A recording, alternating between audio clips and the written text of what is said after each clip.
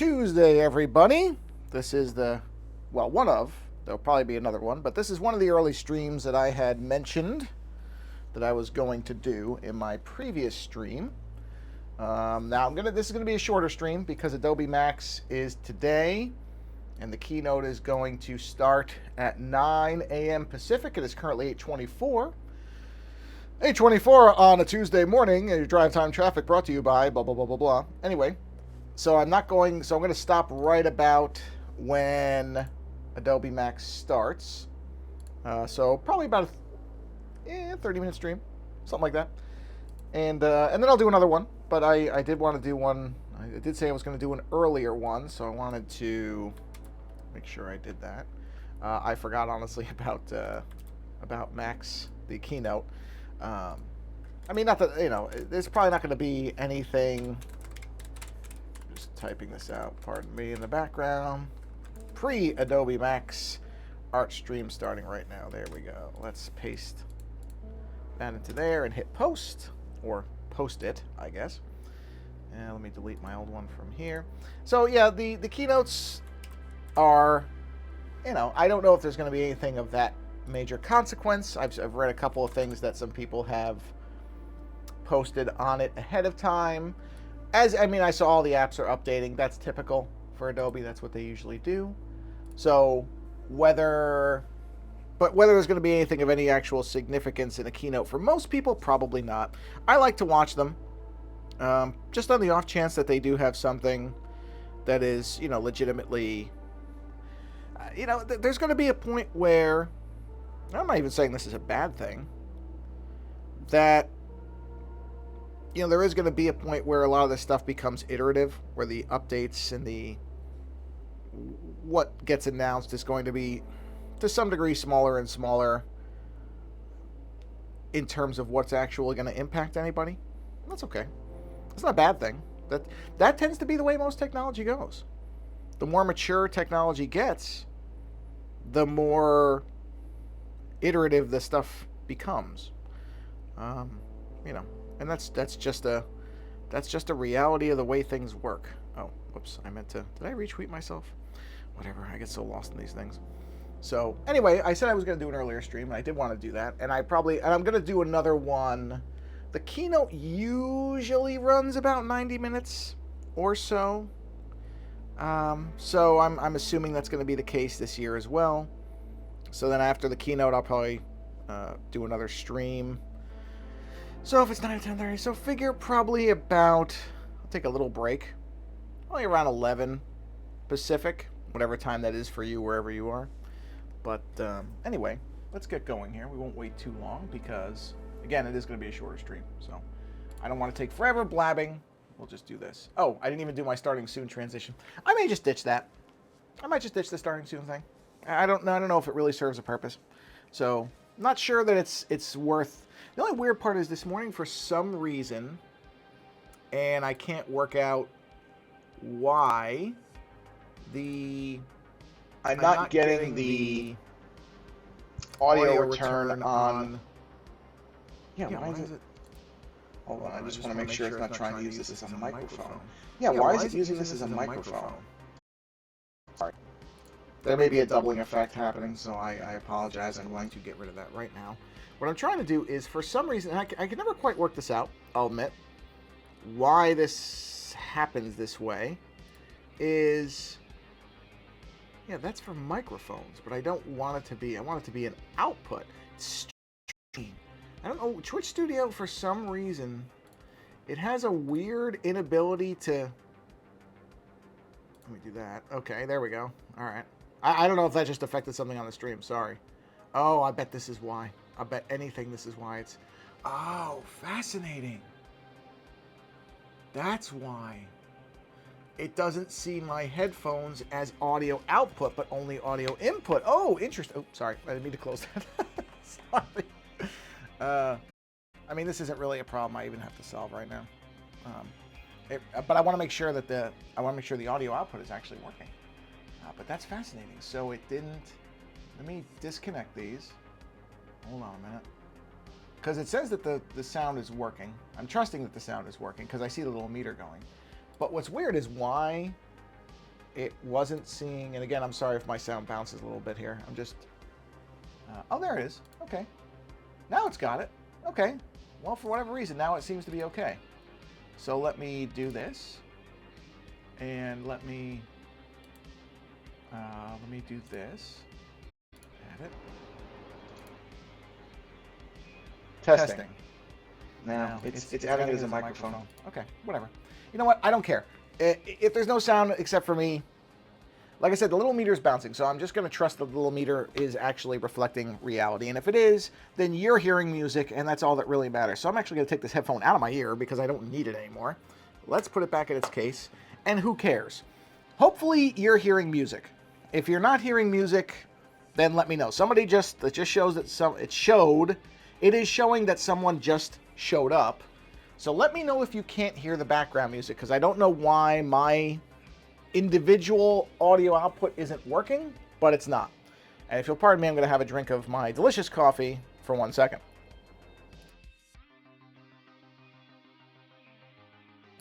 Oh boy, that is good coffee. Starbucks, which, I was discussing this with a colleague the other day, and I mentioned getting Starbucks because basically there are two where I work. Oh, hold on, I gotta select the right color there. There we go. Where I work, there's essentially two. Let me see. Oh no, that's the wrong pen. Or I changed the size. I changed the size.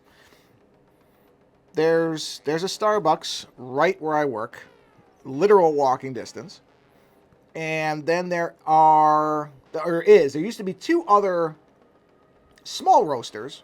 One is just kind of almost like a corporate thing, so I don't even think it was really, who knows what they were actually using. And then there's one that's a local independent roaster that has a small location that is, it's almost equidistant as far as walking, so it's not really any difference in distance, but it's nearby, and it's a little, very, very small place. You could probably maybe fit 30 people in it total. Small place. Meant to be, because there's an outside sitting area, so that's not to its detriment. But in any event, I was mentioning something about coffee, and I mentioned that I was probably going to get Starbucks because I have a Starbucks card, and one thing that's great about Starbucks, and I'm not an unapologetic Starbucks fan. I certainly think that I've known some people who've worked there. Some people have had good experiences, some haven't. So it's definitely a, well, your mileage may vary type of thing as far as how the company treats people. But I would say, on the whole, it's probably 75% good, 25% bad, which is not to, that percentage does not mean anything. I want to be very clear about this. In terms of, it's not that I think that the people who were complaining did not have valid complaints. I'm just saying, for the most part, people seem to like working there. And my experience talking to, customer service is always rough. Unfortunately, there's just always people who are going to ruin your day in one shot. And that's one of the reasons that I don't think I could ever do it.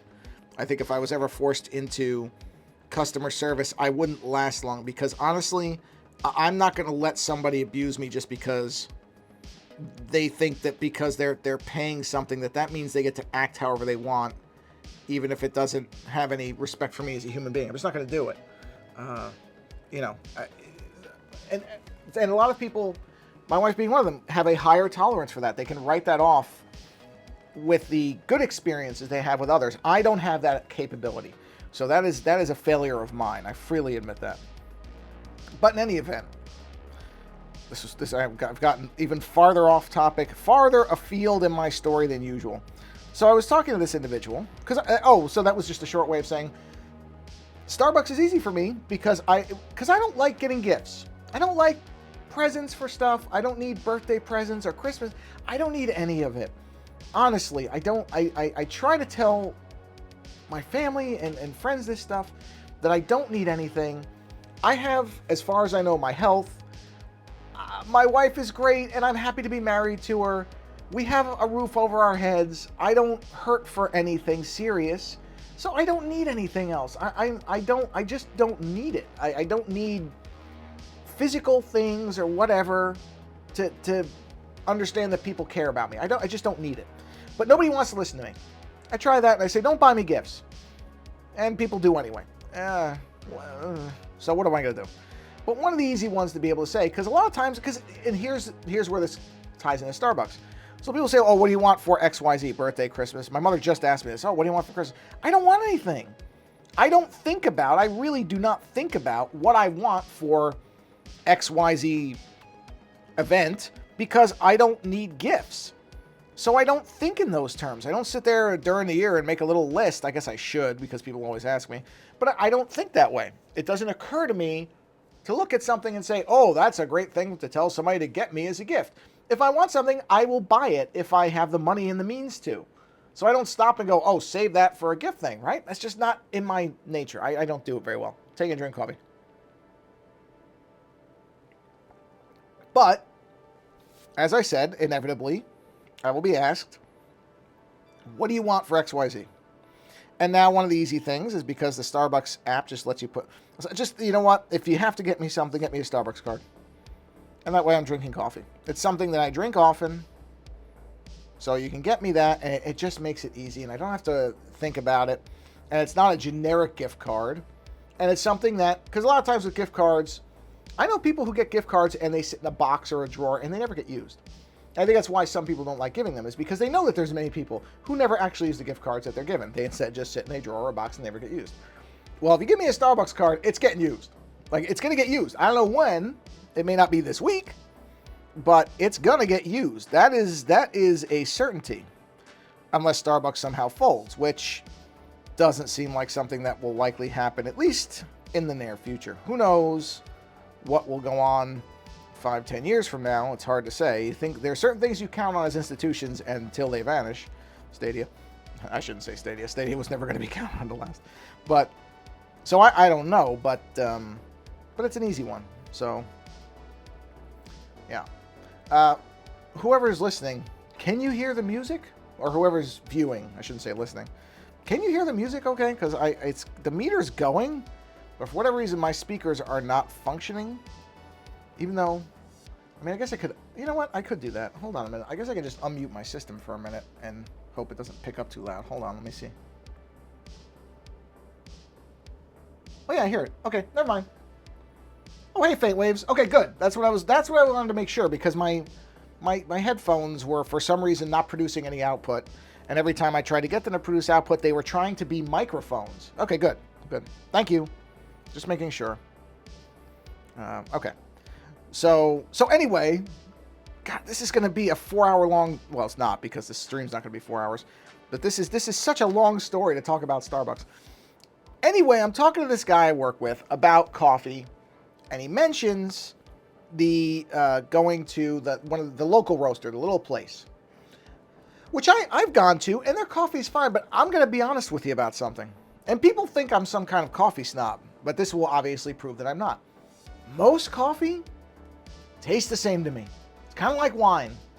You know, you get these people who say, well, you know, this is a Bordeaux from the blah, blah, blah region in France. And what you're getting is notes of chocolate and fruit and walnut and blah, blah, blah. And if I drink that wine, it tastes like every other wine to me. I can't tell.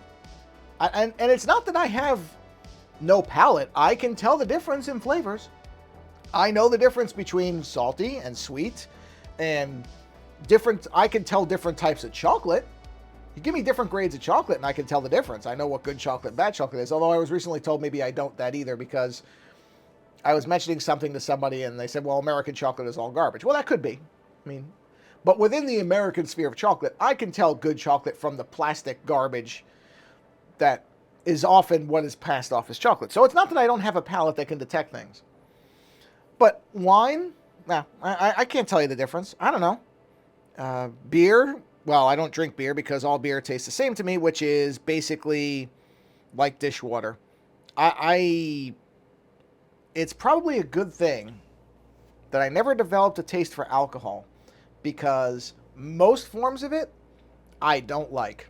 So, and maybe that's why I've never developed a taste for alcohol, which is fine with me, because honestly, I don't miss it. I don't have any need for it. It doesn't matter to me.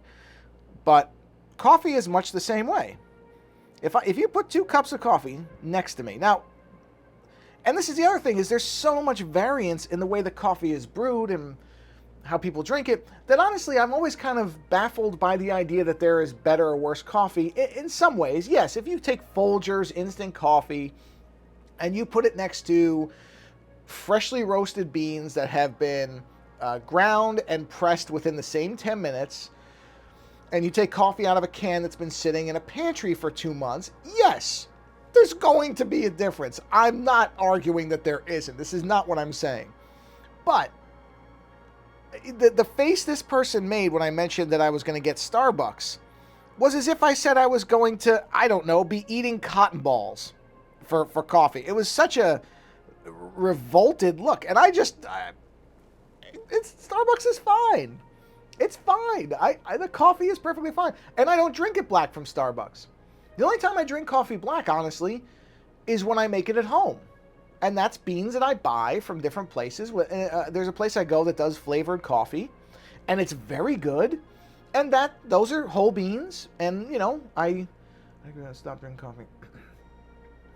Yeah, Lando was the same way. Lando had to stop drinking coffee. He was the pandemic, I think, is really what triggered that. And he had to cut back. It took him a while because he drank way more coffee than I did. So it took him a while. Sort of have their own formula. Yeah, cold brew.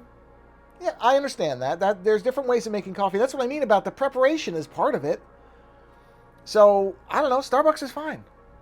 That was just the way this person reacted to it. I went, okay, I'm never going to be that into coffee that I'm going to go, oh my, you drink that? I mean, maybe Folgers instant out of a can that's dated from 1986. Maybe I'd make a face at drinking that. That's possible. But not much else. Sorry, I just drank coffee. I should have said that. Drank my Starbucks coffee. For example, what I'm drinking right now is what I typically get from Starbucks, which is a flat white with 4 shots. And the sugar, it's got, I believe, soy milk. I think it's soy. Pretty sure that's soy milk. It's whichever of the milk, because there's almond, there's soy. And one of them has more protein, because I don't eat much meat because my wife's vegetarian, therefore I don't eat much meat, and I'm fine with that. So one of those milks I read has more protein, and I started using that. Now it's just a saved order, so I don't even remember which one. But one has way more protein, and I know it's important when you don't eat a lot of meat to make sure that your protein is where it needs to be. Because I don't want to suddenly create a problem just because I'm trying to eat better a different way. Better in gigantic quotes. I mean, don't get me wrong, I still put bacon on fake burgers and stuff like that because I just can't get away from bacon. Although the bacon salt has helped. I really don't need to eat as much bacon since I started using bacon salt. It really does accomplish what I need in terms of flavor. So that's actually something that's been beneficial because the bacon salt, obviously, there's the sodium component, but it doesn't have all the problems that bacon has as far as being unhealthy, I don't think. Pretty sure.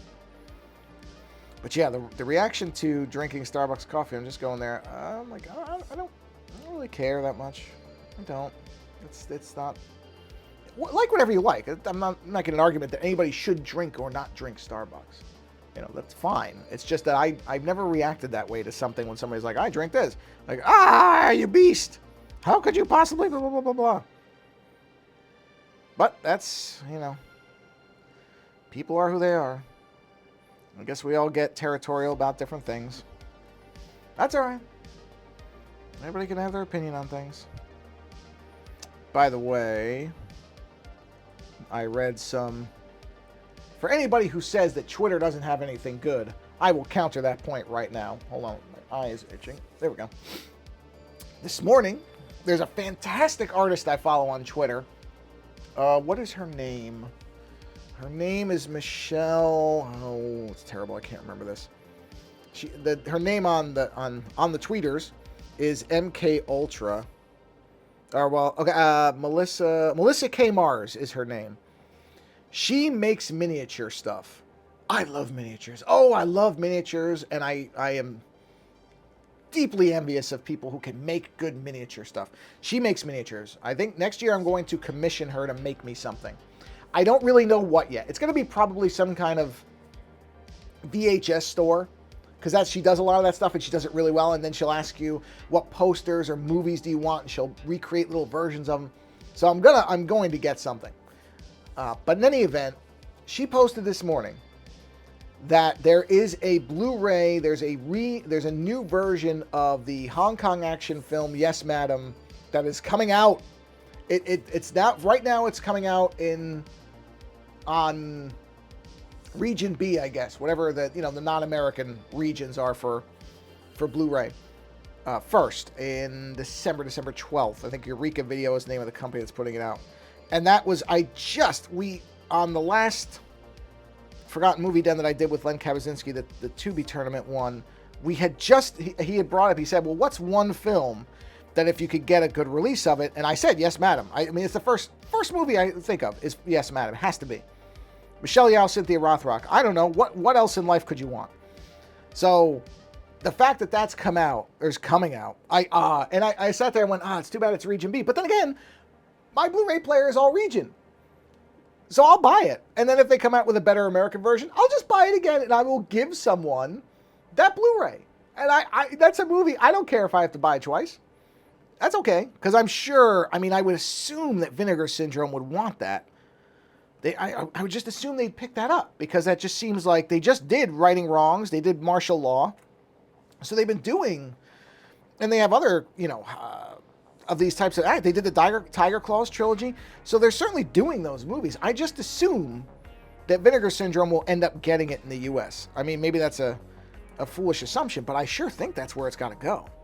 Hey, whoever, I don't care as long as somebody gets it, because I'm going to own that thing. Because I can't believe it's finally happening. I was just kind of convinced that it was going to take a very, very long time, that maybe there's a rights issue or something, because you never know. But the fact that is now coming, oh man, I can't wait. I can't wait to see a nice new release of that flick, because boy, does that movie deserve it. What a great movie that is. So like I said, Twitter does have good stuff. A lot of really good things like that is what I discover via Twitter, because what a way to start a Tuesday. That Adobe Max keynote coming shortly, and Yes, Madam is coming out on Blu-ray. It's coming out on Blu-ray. That's amazing. It's great. I'm thrilled, man. I really am. I'm so jammed to be able to see that in a great transfer. I've watched it in a good transfer, but not a really good restored. It's a clean copy, don't get me wrong. The one I watched was definitely better than VHS. I assume it had to be a DVD. But this looks like it's a restoration. I saw a clip of it, and it looks so clean. Oh, boy. Sip of coffee.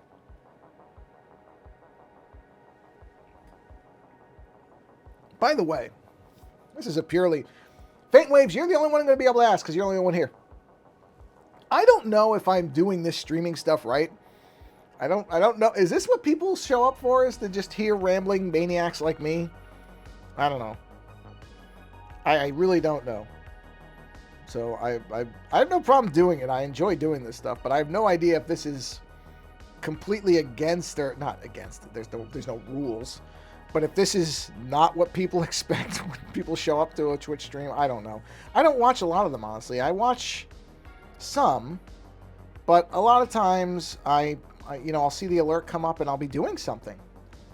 So that's why I'm trying to also put these onto the YouTube channel, because I think I assume there's a bunch of people like me who aren't able to catch the things live, either because of the times that they're on or whatever, and watch them later. But I don't know. I don't know what the general expectations around Twitch streaming are. So anyway, yeah, Yes, Madam. As far as I know, man, I only have a few. Okay, good. I don't know. I'm winging it. I don't know what I'm doing. That's fine. And sometimes I will get this sense of, okay, and because I've talked about this with some other creators that I've seen, who I've seen them go. I won't name any names specifically, but I see them doing things that are clearly mimicking what the trends are. Now, that in itself is not necessarily it's not bad to kind of see what other people are doing and go, okay, well, that seems to be working for them and that can work for me. But there's also a very clear line, I guess is the way to put it, between people who are doing something that fits how they are and happens to be within the trendy way that things are being done. I'm explaining this. This is my English is just falling apart. There are people who naturally can adapt what they do to something that happens to be popular and trendy. I guess that's the way to put it. And then there are other people where the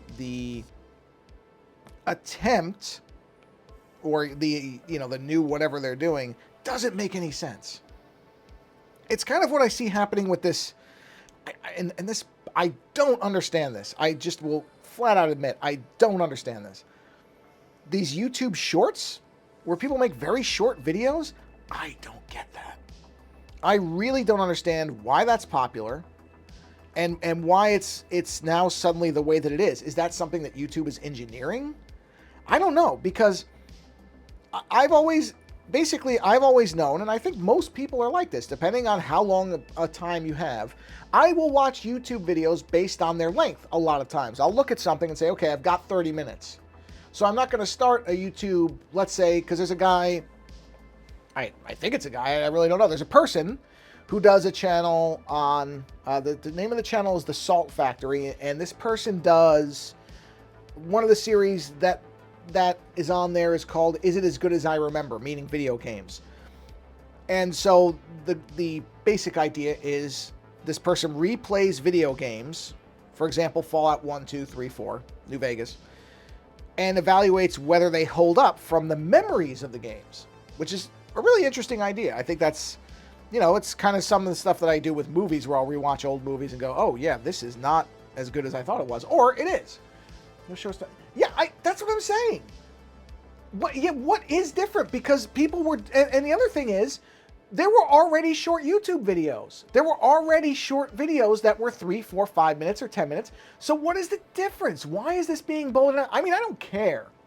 I'm not railing against shorts or anything like that. Don't get me wrong. I don't want to come off like the guy from Network or anything. But I don't know why it's suddenly a thing that anybody would do. It's a short video. And that's what I mean about sometimes I see people doing these shorts and they, of course, hashtag them and all the rest of it. And I'm sitting there going, is that really what you want to be doing? Or is it you're doing that because it seems to be a thing on YouTube now? But yeah, TikTok, and maybe that's, you know what? Now that you say that, or type that, or chat that, whatever we're supposed to say, maybe that is as simple as it is. This is basically an attempt to copy TikTok. Maybe that's all it is. Which is funny, because that means what that is that's YouTube. That's people chasing a trend on YouTube that's chasing a trend on TikTok. Oh boy, what a society. What a world we live in. Yeah, you're not going to find me doing any shorts. I will pledge. Hashtag I pledge to not make shorts. I mean, I have tried to cut some of the YouTube videos down a bit, because I did realize that maybe having hour-plus long YouTube videos is not the best for everybody. So our gameplay videos, I have been trying to keep those around now about 30 or 40 minutes. Some cases they dip a little under. There have been missions we've run that were really short. And the streams, none of my streams generally run more than an hour, the art streams like this. But I don't think people care as much with this stuff. I don't think they do. I think the short streams are probably... I don't like to do sub 30-minute streams. Sometimes I do. In fact, this one is going to be very close, because the Adobe Max keynote is going to start in 7 minutes. So I am going to bring this stream to a close soon. At least the one for this one. I'll be doing another one later, not too far later, because like I said, I think the Adobe keynotes only run maybe, well, I think it's going to be an hour. Hopefully it's not more than 90 minutes. I really don't think a keynote ever needs to run more than 90 minutes. In fact, I'd argue most don't even need to run an hour, but that's a completely separate topic. So yeah, I always find that for me the sweet spot with videos is anywhere from 20 to 60 minutes. That's about the magic number. Which isn't to say I don't. I certainly, there are people who make very good long form videos, and I like that stuff. Like Maggie Mae Fish makes really good long and short videos where she does different types of analysis. I love her videos. She's great. And hers vary all over the place. Most people seem to be like 15, 20 minutes. That's what I see a lot of. Outside, like Salt Factory, all of his tend to be around an hour. And that's okay. And he does really good chapter work where, you know, his chapters are very clearly defined. So the sections are well broken out. Which, if I ever finally get around to making my Total Recall 2070 video, I'm going to try to emulate that style where I want to have those. I've been writing this thing now for probably a year, and I can't get it to where I like it. But at some point, I'm gonna start actually trying to get that going again. I'm gonna have some time off coming up towards the end of the year, and in there I think I'm going to try to see if I can get the script with giant quotes around it in place. Then I will probably try to aim to make that video, or at least get a lot of it going during that downtime, because I will have the time to do it, because I'm not a video guy. I mean, I'm really not outside of the basics. And certainly, you know, I haven't even decided if I want to be seen on that video or not. Like, if I want to be a talking head. I don't think I do. I don't think anybody needs to see me. But, I don't know. I got to see how it goes. I got to see. It's tough for me to judge how I'm going to do that one. Because, and to some degree, I actually stopped looking at it for probably about a month now. I was like, stop looking at it. You're just basically getting into your own head, and you're not going to make it any better. You're chipping away at it for all this time, and you're starting to get tunnel vision on it, and that's just not good. Like anything else, because I've said this with artwork too, you got to stop and step away for a little bit so that you can come back and actually see it with a clear vision. Or not a clear vision, but an uninvolved vision, I guess I would say. Anything you work on, if you work on it too much, you're going to stop seeing it for what it is. It stops becoming creative, and it starts becoming very siloed, and I don't think that's really good for creativity. So, all right, let's close these lines, and then I will probably finish off this stream. Well, at least I passed the 30-minute mark, because I don't like being sub 30 minutes. Okay, there we go. All right, I'm going to go watch Adobe Max now, the keynote. I don't think there's any sessions that I'm really worried about catching today, and if there are, they'll whatever. But there will be another stream at some point. I just don't know exactly when. So let me shoot back to... There we go. I should go back to the pixel things for these two. But anyway, yeah, I'm gonna go watch the Adobe Max keynote, see what Adobe has to say, because I actually like Adobe. And then I will probably do another stream in a little while. So if anybody is around, then you'll be able to catch that there. Otherwise, thanks for stopping by, man. It was good talking to you. And you too, take care. And for everybody else, whenever you're watching this, thanks for watching it in whatever form you are. Now go out there, have a wonderful day, evening, whatever, and draw something. Take care.